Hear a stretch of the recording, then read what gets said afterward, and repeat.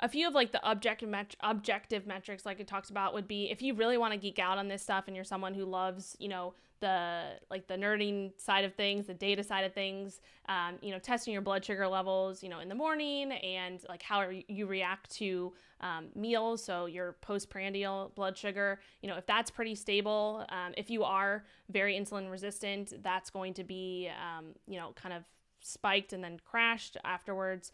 You're not gonna be able to recover from quote unquote a meal very well, that has carbs in it, in the sense of like we want our blood sugar is going to rise when you consume carbs. That's normal, but you don't want it to go super high and stay there for a while. You also don't want it to come down and crash, right? So what are your blood sugar levels like when you're starting out in the morning? What are they like after your meals? From both sides of the spectrum, even like the people who have been keto for a long time, they'll have a lot of blood sugar dysregulation because, again, their body's not efficiently able to use carbs because they've been gone so long without it. And then you have the other side of the spectrum where people might be more insulin resistant. They still can't use carbs, but they also can't use fat for fuel.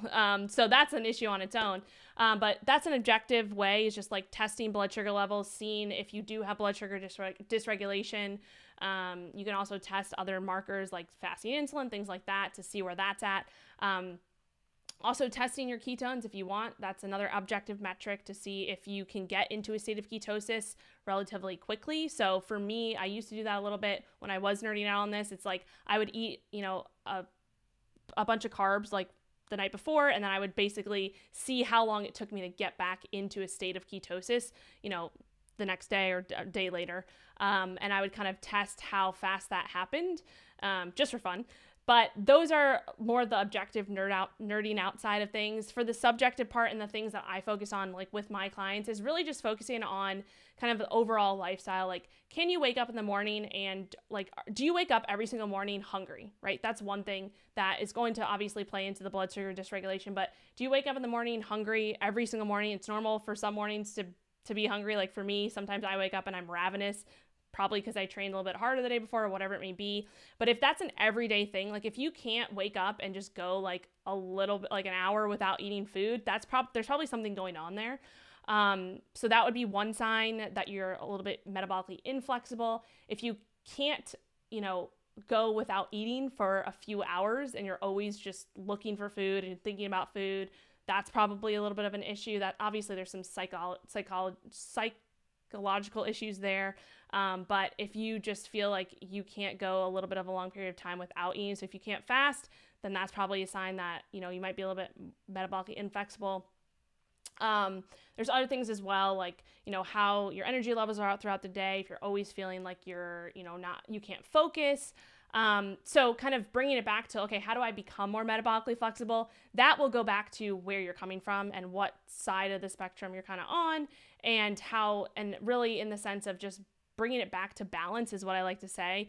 So really the end goal of metabolic flexibility is more of a balanced approach, but it all comes back to that person's original goal and where they're coming from, and if, how active they are versus how sedentary they are, how much body fat they have to lose versus how lean they are. Then also there's an exercise component to that as well, like how efficient are they at using the different energy systems? Like how can they, train, and how efficient are they at using our anaerobic versus aerobic?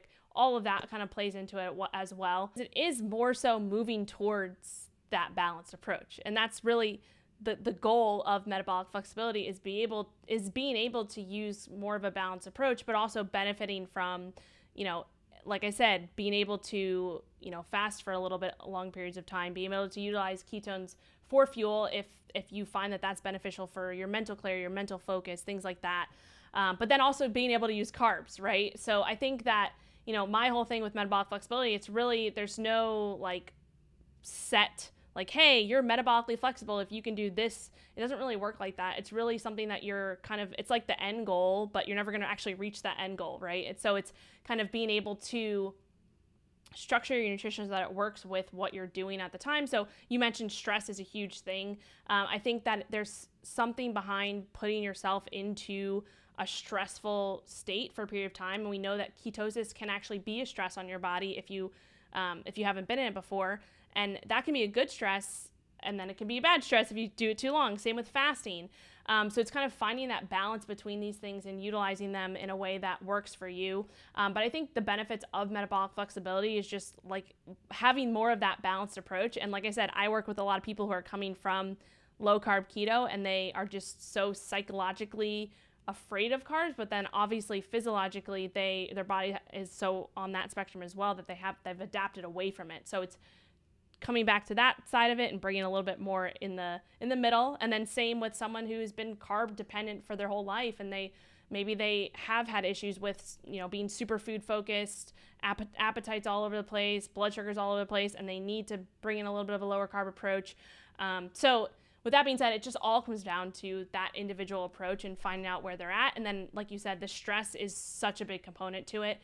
And then their training as well is going to play a role. And going into like different, we talked about this on my podcast, periodization of training and using different fuel sources to benefit those different times as well.